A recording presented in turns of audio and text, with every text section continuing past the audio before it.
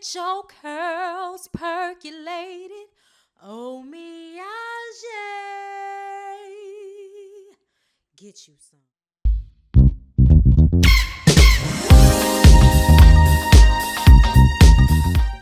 Hey everybody, what's up? It's your girl BONDY.BRITTANY.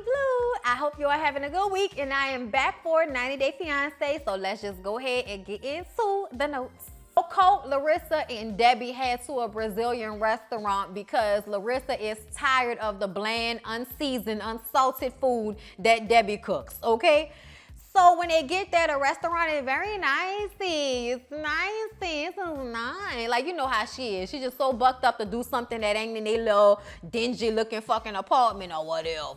So they discuss the wedding and their plans for the wedding. And Cole keeps acting like they never had conversations about what she wanted for the wedding. And she's like, well, maybe we should have the wedding at this restaurant. That way we can bring something from Brazil into the wedding since her family won't be able to be there. But he's like, it's too expensive. It's too expensive. And Larissa says that, you know, Colt is he doesn't want to let her have anything. You know, he doesn't want to get the couch she wanted. He doesn't want to get the car she wanted. And now he doesn't want to get the wedding venue that she wanted. So she doesn't even know if she really still want to marry him, y'all.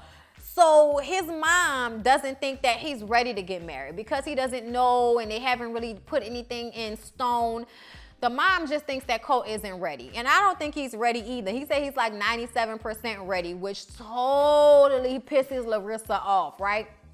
So after they get home, he decides that he's gonna find a venue himself. So he finds a venue, and to make it up to her, he takes her to the venue. They're looking at the venue, and Larissa's like, oh, it's nice, you know. She's still kind of pissed off at him, but she's along for the ride. Well, the lady, the hostess, who was showing them around, he's like, I like your glasses. And she was like, thank you, I like yours too. Larissa got pissed off. Larissa got completely pissed off. She said, oh no, bitch, not today, not in front of my man. How you gonna compliment her and you didn't compliment me? Yes, she was so pissed off because she felt like he was flirting with that lady. She said, Colty is a womanizer and he just, you know, always with the attention from women. He's an attention whore. And when the lady walked away so she can go get the menu, she was like, you know, I don't know. I don't know if I want to marry you, Colt. I don't know if I want to marry an attention whore. And he was just like, okay, like if that's what you want to say, you look, I love you, baby, you look great. Like he totally ignores the little bitch fits that she's, you know, been having. But yeah, I wonder if we're gonna see any of the arrests that have taken place on the show, because I heard that there were more than one arrest. Okay, so y'all, Steven and Olga. Steven is a dick. Steven is an absolute utter fucking dick, okay? He is impatient with Olga. Everything has to be done on his time. So, you know, they're trying to get the baby ready to leave, and she's trying to breastfeed him. And he's like, hurry up, Olga, hurry up, hurry up. And she's like, okay, Steven, stop talking to me like that. Like, he's just an asshole. She says that they are just overwhelmed, so she's trying to be understanding. He says that they need to talk because they're in the car on the way home. And he says they need to talk about how she tells him not to touch the baby. You're not going to be telling me not to touch my own baby. And she was like, you had just taken a trash out. You needed to wash your hands, Steven, before you touch the baby. And if Steven doesn't understand that you cannot touch trash, take trash out, and then touch our newborn fucking baby who is susceptible to disease, if you don't understand that, then you need to get it together. You need to get it together, okay? He was aggravating the shit out of me with the way he was talking to her, talking about she needs to say please and thank you. Fuck you. I don't need to say please and thank you. I just finished having a baby cut out of my fucking stomach. Fuck please and thank you. Do what the fuck I'm telling you to do, or you can go back to your country and leave me and my baby alone. Like, that's how I would have felt about him. Working on my nerves, y'all. He's mad talking about the baby can't wait because she was saying that he has to stop acting like a jerk and rushing her the way he was before they left the hospital. And he's like, the baby can wait. What is the baby doing right now? The baby's waiting. It's like the baby's not hungry right now, you idiot. Okay, that's why the baby's not crying. But when the baby wants to eat, you can't wait until you're ready to feed the baby. The baby is still growing. It needs all the nourishment and it eats a lot. Babies drink so much milk when they first born. So for him not to understand this, to not be sensitive to the fact that this lady just had surgery, rushing her, being an asshole, when they get home, he's just so fucking intense and just keeps talking. And she's like, I need you to be quiet. I need to rest. Me and the baby need to rest. Just be quiet. He just keeps talking about how, you know, what she needs to do. It's always what she needs to do, not really recognizing his issue.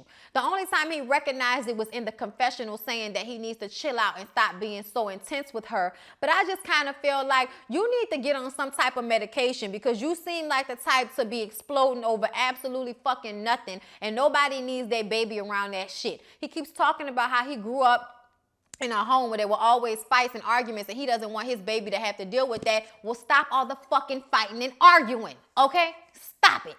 So y'all, Jay and Ashley are starting to go downhill fast, and something I feel like a lot of these people don't understand about their counterparts that have come into America to be with them.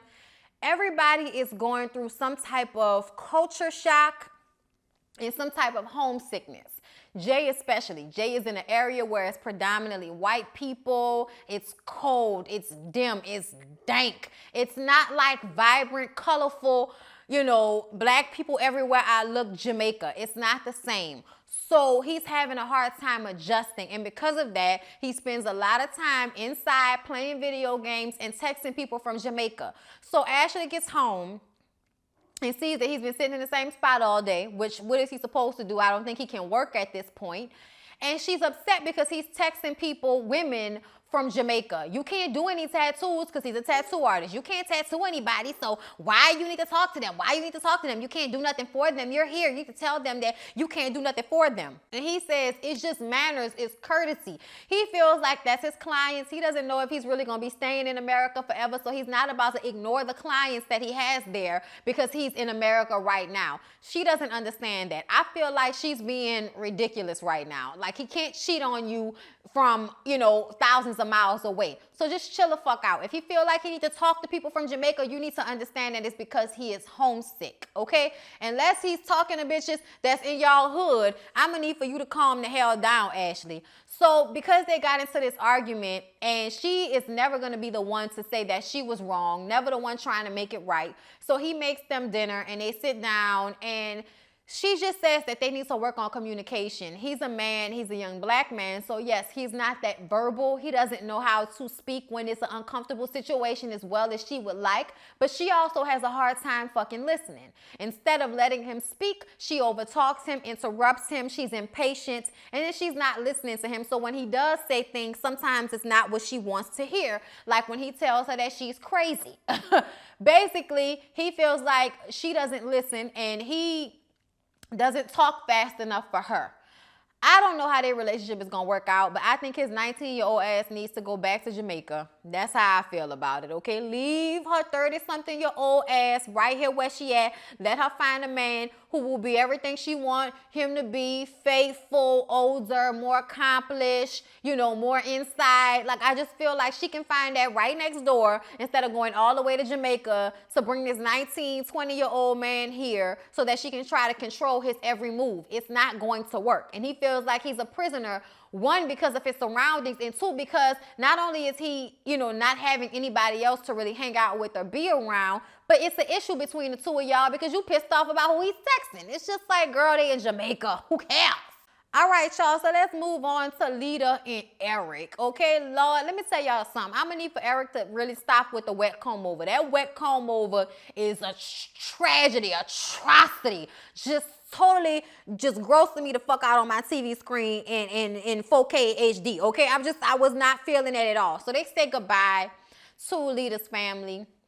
Her sister wouldn't even come down and say goodbye to her because she's so mad that she's staying there. And I kind of feel like, well, then it's good.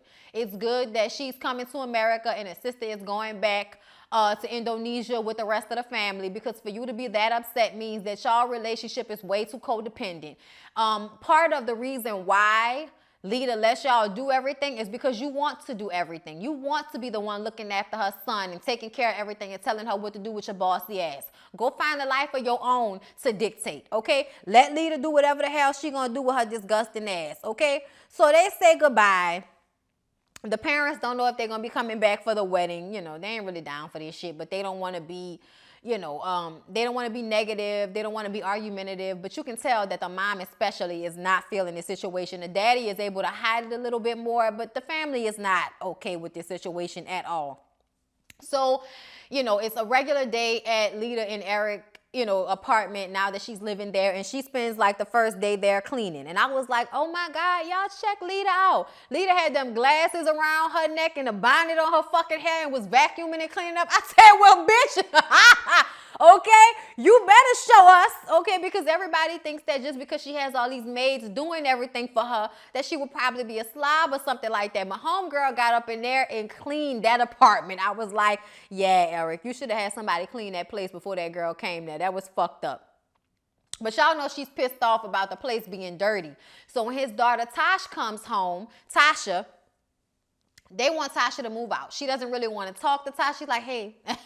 Tasha's like, well, it's nice to meet you, and she's like, well, when I got here, I had to clean up, because she asked her how it was since she's been in America, and she's just so upset about this place being dirty. And I'm like, bitch, you didn't clean it up. I wish you would get the fuck over it. But see, that's her wanting to kick Tasha out and using this dirty apartment situation as a way to, drive her point on that Tasha doesn't need to live with them. And Tasha is just like, look, I'm not going anywhere until I find my own place. I'm not leaving. My name is on the lease too. And until I can get my own place, I'm not leaving. Lita wanted her to leave that day. Lita wanted her to pack up her shit and leave. And the daddy was like, well, are you sorry for the way you left the apartment? And I was like, Eric, you can try to put all of that shit on Tasha if you want to, but the way your apartment looked was partly due to your own triflingness, if that's a word, and to you being trifling, and it's also to you not having adequate furniture for a woman and a child to be coming and living in your apartment. You living like a teenager. You letting your daughter dictate what was going on in that apartment, sitting up there trying to act like it was yours and she just living there. That girl's name is on the lease. She's been paying half the bills until the last month. And Eric lets it be known that he has been paying the bills for the past couple of months because he wanted her to save up the money so she can find another place. Well, Lita gets pissed off about that. Tasha says, look, I understand that y'all need my bedroom and all of that, but I'm not leaving until I get ready. So I'm done talking about it. And she gets up and walks away. And I'm like, that's right, girl. You stand your ground. Get the fuck out of here with that shit. I feel like, why is it that in Lita's household, it seems as though the brother, the sister, the mama, everybody in their family live in that fucking house with Lita and her parents? Why is it that when you come to America, you want this man to put his child out while at home, you and your sister and your brother still living with your fucking people? Why is that okay? I don't care what nobody say. I don't like the way she came at Tasha. Tasha may have made the apartment be dirty for her once she got there, but half of that was inflatable fucking sofa, twin size bed. Like, get the fuck out of here. That was partially his fault. It wasn't all her fault that the apartment was dirty. That looked like trifling people live here. That's what that looked like to me, okay? So I just was feeling some type of way about the way Eric was just like telling Tasha she needs to get out, the way Lita was telling her she needs to get out. I don't give a fuck how grown she is. Yes, she should be able to go and get her own apartment. She should want to get her own apartment. I wouldn't want to live with my daddy and his young ass wife that's almost the same age as me with her stank ass attitude. I wouldn't want to live with the bitch, not me, okay? But anyway, Lita is mad at Eric now because he didn't tell her that he was paying the majority of the bills. Bitch, why would it matter? Why does it matter? He's going to be paying all the bills now that you live there and his daughter doesn't. So why does it matter? I just feel like she's always trying to make sure he's not giving anything to his children. And that's a fucking problem for me. That's going to be a real issue for me, y'all. I do not like when women come in and try to dictate the relationship and the finances that were already set in place. That man has children that he has to provide for. Nobody gives a fuck what's going on with you and your baby daddy, okay? Please stop, Lita. Okay, please stop. I don't want to continue to drag you, but I will. Kalani and the Swelu, let the dragon continue. So y'all, Kalani decides this episode that she's going to have her brother Nick go out with Asuelu and their son so that she can see how fit he is to take care of the son without her. Because if he can't take care of the son without her being around, she doesn't want to marry him. And I'm just kind of like, bitch, you don't want to marry him at all. Like, don't act like that's the reason why. Because I feel like no matter what he does, y'all are going to try to find an issue with it. He plays roughhouse with the little boy, okay? But, puts the little boy on his shoulders and held him and all of that. And I just kind of feel like, yes, He does seem to be a little bit flimsy with the baby, but I also feel like I've seen so many men be like that with boy children. They're just not as fragile with boy children as they might be with a girl child. Either way, I don't see that man actually putting his child in danger. He holds the baby. He takes care of the baby. He wants to, he wants to take care of the baby. He wants to be there. And at first, that was the trial and the tribulation. Oh, we want to see if he's going to really want to take care of the baby. Now he wants to take care of the baby. Now you like, oh, well, he, carrying the baby in a way that's not safe, and it's not safe, and it's not safe. Asuelu said, mind your fucking business. Okay, let me take care of my child the way I want to take care of my child. That's what he told Nick. Nick annoys me because Nick trying to act like he's so cool and shit, but you judgmental as shit, okay? Asuelu puts the baby on his neck. He was like, the baby can hardly hold his head up. I was like, the baby looked like he was holding his head up to me. Like, I understand where they're coming from, but I don't feel like he's actually putting the baby's life in danger. I don't feel like that should dictate whether you're going to marry somebody or not. Like, I just think he needs time. It's a learning curve. He's only been there for what, a week or two? And you already like judging him so fucking hard. He was supposed to come and be this perfect husband and provider and dad to your son, even though that is not who he was when you met him. She is so fucking annoying, hypocritical, and just ignorant as fuck. Like, I'm sorry, but Kehlani's family is ignorant as all fuck. They really work on my nerves. I don't like them. I don't like the way they treat Asuelu. Asuelu is a product of his environment in the way of only knowing how to deal with things the way he's been dealing with them, which is how they do in his country. And it's different here. And to have no understanding from a family who are, from immigrants, the daddy is a fucking immigrant. For y'all to have no understanding whatsoever to this man's plight is just so annoying to watch. Kehlani, baby, if you think that everybody is going to want you just because you got long, pretty hair with your mixed ass, then go ahead and find you a white man. Please.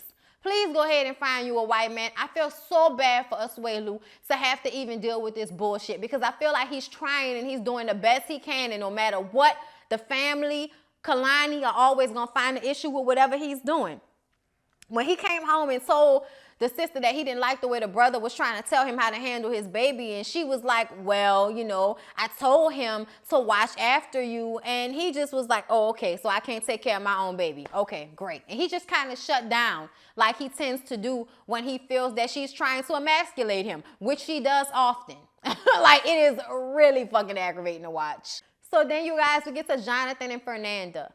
This episode, Jonathan and Fernanda go to Chicago so that they can meet his family. First, she meets his sister, who is 22, and seems to have great issue with the fact that his wife is going to be 2 years younger than her. Like, I just kind of feel like, look, what works for you as an American woman might not necessarily work for Fernanda from Mexico. If Fernanda at 19 wants to get married to Jonathan, if Jonathan wants to be married to a 19-year-old, I feel like everybody should get the fuck off of it. I just feel like they kept bringing up her age, and she was handling it the best way she could.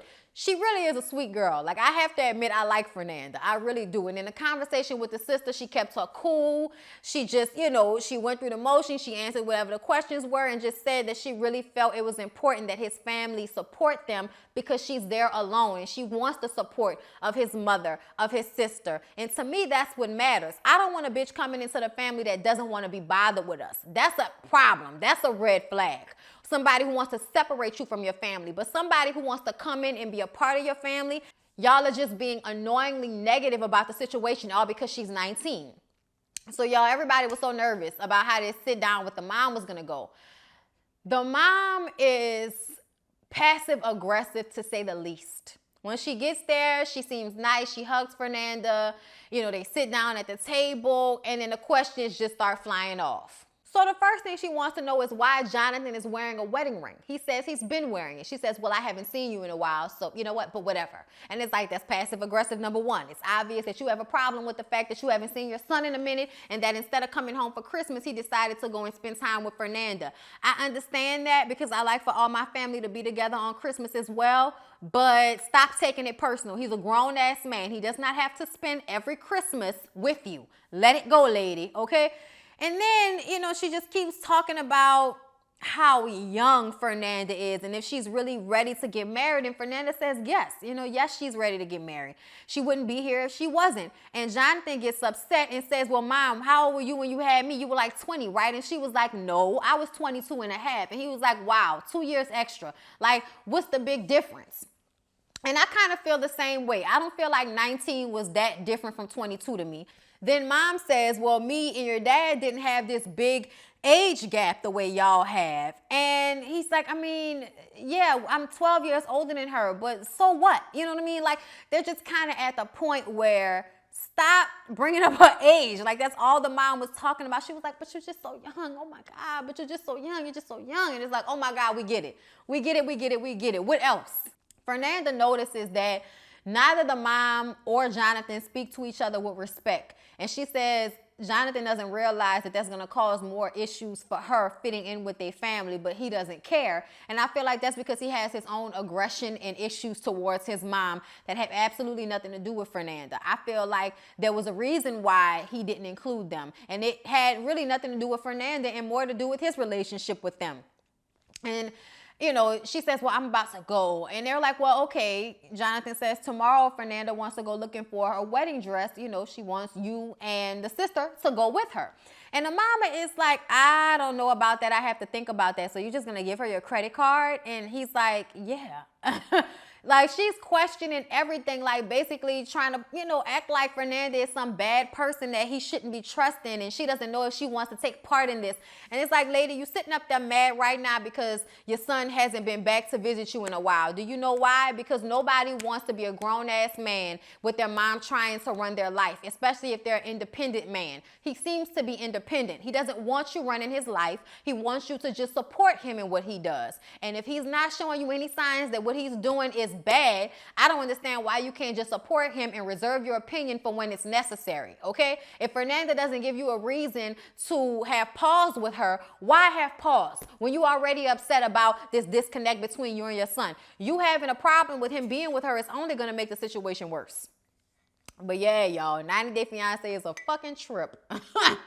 All right, y'all, please don't forget to like, comment, and subscribe to my channel if you have not already. Click the notification bell so that you can be a part of the notification gang. All right, gang, gang. Okay, know when I'm putting up a new video. Also, check out my merchandise, okay, at Teespring. Just search Bondy Blue, or you can go on my website, BondyBlueReview.com/shop, and check out the new merch.